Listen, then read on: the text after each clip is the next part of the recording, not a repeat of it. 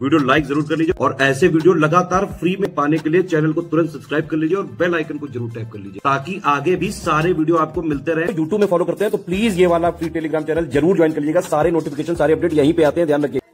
नमस्कार दोस्तों, exam preparation के यूट्यूब चैनल पर मैं प्रियंका एक बार फिर से आप सभी का बहुत बहुत स्वागत करती हूँ। आज की जो क्लास मैं स्टार्ट कर रही हूँ प्रैक्टिस के लिए, इसमें ज्योग्राफी के टॉप 500 MCQs हम लोग सॉल्व करने वाले हैं। बाकी सभी सब्जेक्ट्स के क्वेश्चन हम लोग लगभग कर चुके हैं जो कि आपके एग्ज़ाम के लिए इम्पॉर्टेंट थे। और आज से ये ज्योग्राफी की सीरीज़ स्टार्ट हो रही है जो कि यूपी PCS और RO BEO की जो वैकेंसी आ रही है, अदर जो भी एग्ज़ाम में जिनमें GS के क्वेश्चन पूछे जाते हैं उन सभी के लिए इम्पॉर्टेंट है। तो ये क्लास फॉलो करते रहिए। इससे साथ ही अगर आप यूपी PCS प्रीलिम्स का एग्ज़ाम देने जा रहे हैं तो कोशिश कीजिए SCS की पेड क्विज और इसके साथ साथ जो टेस्ट सीरीज़ वगैरह कराई जा रही हैं इनको सॉल्व करके ही जाएं, क्योंकि अभी भी समय है। अगर आप अच्छे से प्रैक्टिस कर लेंगे तो आपकी जो प्रिपरेशन है वो और बेहतर साबित होगी आपको एग्ज़ाम क्वालिफाई करने में, ठीक है। तो एग्ज़ाम देने से पहले आपको सॉल्व करना है। और इसके अलावा अगर आप RO मेंस को टारगेट कर रहे हैं तो यूपी PCS का न्यू कोर्स लॉन्च हो चुका है, आप उसको ज्वाइन कर सकते हैं। साथ ही UPSI के प्रैक्टिस बैच और कंप्लीट कोर्स मात्र 99 रुपये में आपको कंप्लीट कोर्स दिया जा रहा है। चारों सब्जेक्ट की तैयारी बेहतर ढंग से कीजिए और 49 रुपये में आपको अवेलेबल कराया जा रहा है प्रैक्टिस बैच, जिसमें आपको 25 फुल लेंथ मॉक टेस्ट दिए गए हैं। मल्टीपल टाइम उनकी आप प्रैक्टिस कीजिए। इसके अलावा आपका जो सॉल्यूशन है क्वेश्चन का वो कई बार मतलब आप प्रैक्टिस करने के बाद देख सकते हैं, एनालाइज कर सकते हैं कि क्या आंसर करेक्ट था, ठीक है। और 50 जो टॉप स्टूडेंट्स हैं उनकी लाइव रैंकिंग भी दी जाएगी, तो आपके लिए काफ़ी बेहतर रहने वाला है। तो कोर्स के साथ आप इस प्रैक्टिस बैच को ले सकते हैं। ज्ञान सर एजुकेशन ऐप डाउनलोड करना है। इसमें क्या करना है, डाउनलोड करके ज्ञान सर डिस्काउंट कूपन कोड है, अप्लाई करना मत भूलिएगा। कूपन कोड अप्लाई करते ही आपको डिस्काउंट भी मिल जाएगा, ध्यान रखिएगा। BEO की वैकेंसी आ रही है, इसके साथ साथ UP PSC की भी आ रही है, SSC की, उसको भी आप साथ में प्रिपेयर कर सकते हैं। तो आप जिस भी एग्ज़ाम की प्रिपरेशन कर रहे हैं उन सभी के लिए कोर्सेज अवेलेबल हैं ज्ञान सर एजुकेशन ऐप में। और पेड कोर्स के लिए नंबर्स भी आपके सामने दिए गए हैं, इन पर कॉन्टैक्ट कीजिए और आसानी से आपको कोर्स की जानकारी मिल जाएगी और ज्वाइन भी कर पाएंगे। तो एग्ज़ाम क्वालिफाई करने के लिए आपके पास सिर्फ एक सोल्यूशन है, स्टडी फॉर सिविल सर्विसेज, जिसके कोर्स से एग्ज़ाम ओरिएंटेड कंटेंट पाएंगे और आसानी से कट ऑफ भी क्वालिफाई कर सकते हैं। तो चलिए बिना देर के आज की क्लास स्टार्ट करते हैं। 36 क्वेश्चन देखिए। पेंसिलुंगपा ग्लेशियर रेंज कहाँ स्थित है? पीर पंजाल में, जास्कर में, काराकोरम या लद्दाख में?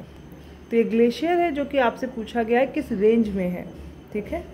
और इसका करेक्ट आंसर है जास्कर। तो जास्कर रेंज में स्थित है कौन सा? पेंसिलुंगपा ग्लेशियर, नाम याद रखिएगा। 37 क्वेश्चन है, बक्सवाहा हीरा खनन परियोजना निम्नलिखित में से किस क्षेत्र से संबंधित है? बुंदेलखंड रीजन से, छोटा नागपुर प्लेट्यू से, दक्कन के पठार से या फिर पूर्वी घाट से, ठीक है। इसका राइट आंसर होगा ऑप्शन ए। जो बक्सवाहा हीरा खनन है या माइनिंग प्रोजेक्ट है ये किससे एसोसिएटेड है? तो बुंदेलखंड रीजन से। नेक्स्ट है, चुम्बी घाटी ट्राई जंक्शन के कोने पर स्थित है? नेपाल, चीन और भूटान के ट्राई जंक्शन पर, भूटान, भारत और चीन के, भारत, म्यांमार और बांग्लादेश, भारत, नेपाल और चीन। राइट आंसर है भारत, भूटान और चीन, इनके ट्राई जंक्शन पे चुम्बी वैली स्थित है, ठीक है, याद रखिएगा। 39 क्वेश्चन है, लमखागा दर्रा किसको जोड़ता है? लमखागा पास अभी तक आपने नहीं याद किया होगा लेकिन इम्पॉर्टेंट है। अरुणाचल प्रदेश को सिक्किम से, उत्तराखंड को हिमाचल प्रदेश से, नेपाल के साथ उत्तराखंड को या हिमाचल प्रदेश के साथ लद्दाख को? इसका करेक्ट आंसर है उत्तराखंड के साथ हिमाचल प्रदेश को जोड़ने का काम कौन सा पास करता है? लमखागा पास करता है। लाहौल और स्पीति घाटी किस हिमालयी श्रेणी के रेन शेडो एरिया में स्थित हैं? तो किसके रेन शेडो एरिया में आता है? लद्दाख, जास्कर, काराकोरम या पीर पंजाल में से बताना है।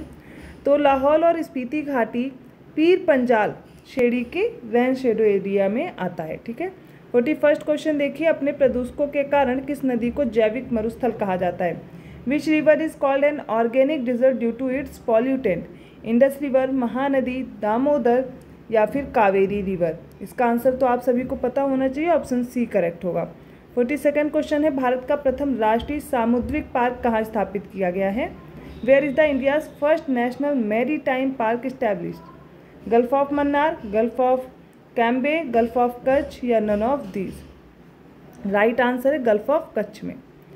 नेक्स्ट है 43rd क्वेश्चन है, निम्नलिखित में से किस नदी को डॉकी के नाम से भी जाना जाता है? उमंगोट, चलाकुडी, महाकाली या कामेंग?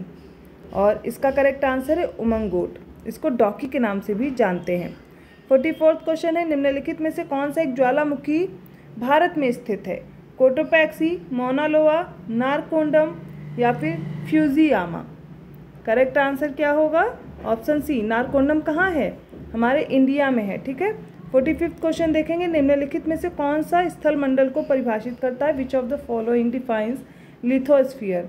तो क्रस्ट और कोर को बोलते हैं lithosphere, upper and lower mental को, मेंटल एंड कोर को, या क्रस्ट और अपर मेंटल को? तो हिंदी में भी देख लीजिए, आपके सामने ऑप्शन दिए गए, भूपर्पटी या क्रोड को मिला करके हम लिथोस्फीयर बोलते हैं, अपर या लोअर मेंटल को, और मेंटल और क्रोड को इसके साथ भूपर्पटी या ऊपरी मेंटल को।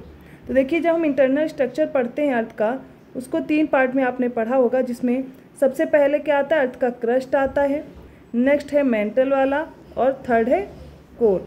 तो क्रस्ट, मेंटल, कोर। ठीक है। अब ये जो मेंटल, इसको भी हम अपर मेंटल और लोअर मेंटल में डिवाइड करते हैं, और कोर को भी इनर कोर और आउटर कोर में हम डिवाइड करते हैं, और ये रहा आपका क्रस्ट। ठीक है। अब लिथोस्फीयर क्या होगा, इसको समझने के लिए ये रहा अपर मेंटल और ये रहा आपका क्रस्ट, इन दोनों को अगर मिला दिया जाए तो इसको हम क्या बोलते हैं? लिथोस्फीयर बोलते हैं। ठीक है। क्या बोलते हैं? लिथोस्फीयर, भूपर्पटी बोला जाता है। तो हमें कहाँ पर दिख रहा है ये आंसर? इसका करेक्ट आंसर हो जाएगा 45 का डी। तो यहाँ पर क्रस्ट होगा और अपर मेंटल, डी करेक्ट हो जाएगा। इंटरनल स्ट्रक्चर ऑफ अर्थ की क्लास आपको इस चैनल पर मिल जाएगी, अगर आपने नहीं की है। यहाँ से प्रश्न पूछे जाते हैं तो इसको अच्छे से तैयार कर लेंगे। अगला देखते हैं हमसे क्या पूछा गया है। तो नेक्स्ट हो जाता है ये। ठीक है। 46वां क्वेश्चन है, निम्नलिखित में से कौन सा सही सुमेलित नहीं है? और इसमें आपको बताना है जो सालार जंग संग्रहालय है वो हैदराबाद में है, केंद्रीय आलू शोध संस्थान शिमला में है, फल शोध संस्थान देहरादून में, राष्ट्रीय वानस्पतिक शोध संस्थान कहाँ पर है? लखनऊ में। अब देखिए क्वेश्चन कैसे पूछे जाते हैं। आपको मान लीजिए चारों दे दिए गए, अब आपको बताना है इनमें से कितने मैच्ड हैं नंबर के फॉर्म में, 1, 2 और 3 ऐसे भी आ सकता है। ठीक है। तो इसमें कोई एक सुमेलित नहीं है। सबसे पहले देखेंगे सालार जंग म्यूजियम कहाँ पर है, तो ये हो जाएगा, ये है हैदराबाद में। Central potato research institute Shimla में है, फ्रूट रिसर्च इंस्टीट्यूट देहरादून में नहीं है, यही हमारा राइट आंसर है। नेशनल बॉटनिकल रिसर्च इंस्टीट्यूट कहाँ पर है? ये लखनऊ में है। ठीक है। अगला देखते हैं 47वां क्वेश्चन, लक्षद्वीप समूह के संदर्भ में कुछ स्टेटमेंट दिए गए हैं, 2 स्टेटमेंट है, बताना है कौन सा करेक्ट है। तो छोटे जो कोरल होते हैं इनसे ये आइलैंड बना है, और जो पित्ती आइलैंड है इसमें वो इस पित्ती द्वीप इस द्वीप समूह में स्थित है, मतलब पित्ती आइलैंड भी इस आइलैंड में, इस आइलैंड ग्रुप का एक पार्ट है। दोनों में से कौन कौन से स्टेटमेंट करेक्ट हैं? दोनों करेक्ट हैं, आपको बताना है। तो लक्षद्वीप के बारे में जान लीजिए, ये कोरल आइलैंड है, कोरल से बना हुआ एक आइलैंड है, और ये पित्ती जो आइलैंड है वो भी इस लक्षद्वीप का ही पार्ट है। दोनों स्टेटमेंट यहाँ पर करेक्ट हैं। 48 क्वेश्चन देखिए, निम्नलिखित कथनों पर विचार करें। 2 स्टेटमेंट हैं, हिमालय क्षेत्र की अधिकांश झीलें हिमानी निर्मित झीलों की श्रेणी में शामिल है। Most of the lakes in Himalayan region are glacial origin. और जो वूलर झील है या वूलर लेक है, ये भी ग्लेशियल लेक है। बताना है कौन कौन से स्टेटमेंट इसमें से करेक्ट हैं। तो देखिए, जो हिमालयन रीजन है यहाँ पर ज़्यादातर जो लेक्स का ओरिजिन हुआ है वो कैसे हुआ है? हिमानी निर्मित है, मतलब हिमानी से हुआ है। तो जो हिम पिघलता है उसकी वजह से, ग्लेशियर पिघलने की वजह से जिन झीलों का निर्माण होता है उन्हें हम ग्लेशियल लेक्स बोलते हैं, और ज़्यादातर हिमालय में ऐसी ही लेक्स देखने को मिलती हैं। पहला स्टेटमेंट सही है। लेकिन जो वूलर लेक है वो ग्लेशियल लेक है, ये इनकरेक्ट है।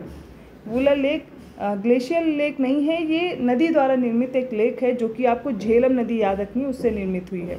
तो दूसरा स्टेटमेंट इनकरेक्ट है, पहला करेक्ट हो जाएगा, ऑप्शन ए हम यहाँ पर करेक्ट करेंगे। 49वां क्वेश्चन देखिए, तेल जो किस नदी के दाहिने ओर से मिलने वाली सहायक नदी है? हसदेव, पब्बर, महानदी, ब्राह्मणी। ठीक है। तो इसका right answer option C, Mahanadi की सहायक नदियां हैं, तेल है, जोंक है, ईब है, मांड है, ये सारी किसकी ट्रिब्यूटरीज हैं? तो महानदी की याद रखेंगे। ठीक है।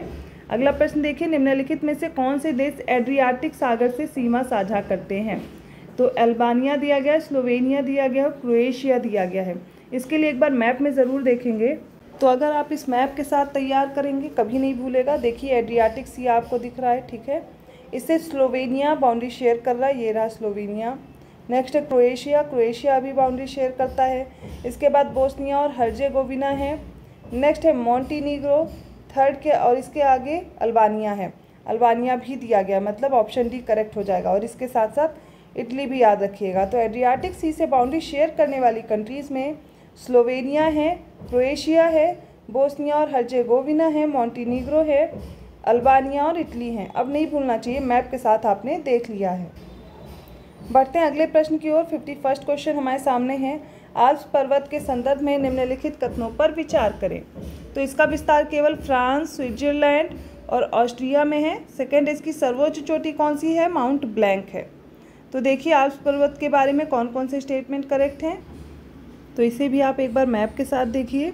ये आल्प्स माउंटेन आपको दिख रहा है, ठीक है ये, और ये कहाँ कहाँ फैला हुआ है?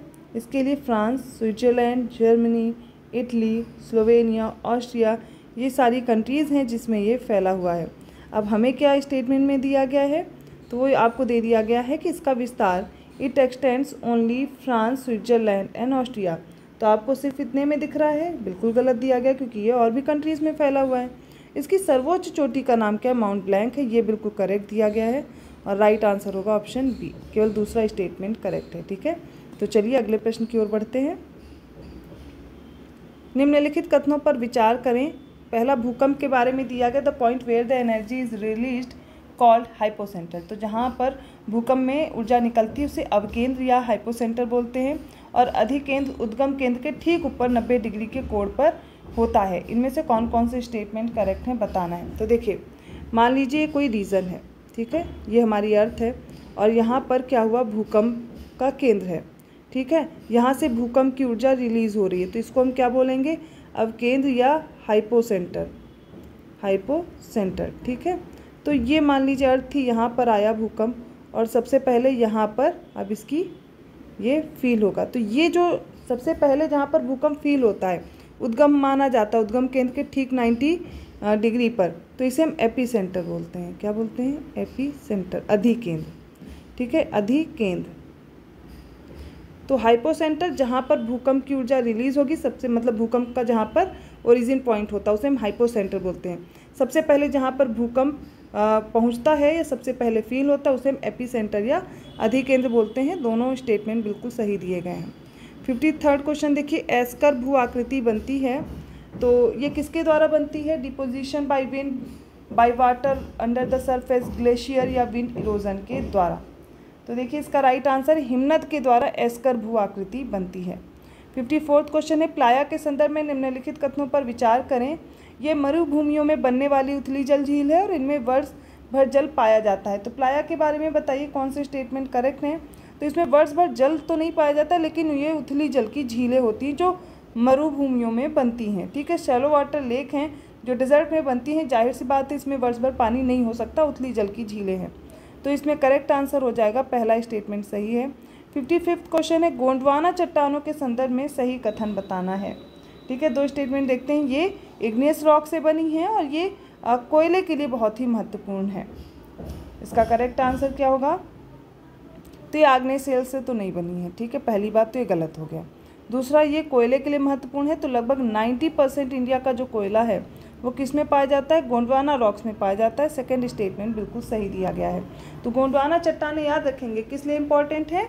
तो कोयले के लिए। अब आपके लिए होमवर्क किया, आपको बताना है धारवाड़ क्रम की चट्टानें किसके लिए महत्वपूर्ण है, ठीक है। और आज की ये क्लास कंप्लीट होती है। जो क्वेश्चंस आपने मेरे साथ सॉल्व किए, मैंने मैप भी इंक्लूड किए हैं जिससे कि जो फैक्ट्स बीच बीच में आ जाएं वो आपको कभी भूले ना, मैप के साथ अगर तैयार करें। वीडियो कैसा लगा कमेंट करके ज़रूर बताइएगा, अगर अच्छा लग रहा है तो लाइक भी कर दीजिए। और ऐसे ही क्वेश्चंस को लेकर के मैं अगली क्लास में आती हूँ। पेड कोर्स के लिए नंबर्स आपके सामने हैं, इन पे व्हाट्सएप मैसेज या कॉल कीजिए और आप अपने कोर्स की जानकारी लीजिए। यूपी पीसीएस प्रीलिम्स एग्ज़ाम देने जा रहे हैं, तो अभी जो इंपॉर्टेंट टॉपिक्स हैं उनके शॉर्ट नोट्स या स्टडी मटेरियल एक बार लेकर के ज़रूर रिवाइज कर लीजिए या पेड क्विज ज़रूर सॉल्व कीजिएगा, जिससे आपका कट ऑफ क्वालिफाई हो जाए। अभी तक जो पढ़ा है आखिरी समय पर उसकी तैयारी या उसका रिवीजन बेहतर ढंग से हो जाए, ये बहुत ज़रूरी है। यूपीएसआई, बीईओ या अदर जो स्टेट पीसीएस, इन सभी के लिए आपके पास कोर्स अवेलेबल है। ज्ञान सर एजुकेशन ऐप सिर्फ एससीएस ऐसा है चैनल जहां से आप अपनी तैयारी करके सिलेक्शन ले सकते हैं और एग्ज़ाम ओरिएंटेड कंटेंट मिलता है, ठीक है। तो ज़्यादा जानकारी के लिए नंबर पर कांटेक्ट करना है, अदरवाइज प्ले स्टोर से गूगल पे स्टोर पर जाइए और ज्ञान सर एजुकेशन ऐप डाउनलोड कीजिए। जो भी कोर्स ले रहे हैं ज्ञान सर डिस्काउंट कूपन कोड है, अप्लाई करना मत भूलिएगा। धन्यवाद।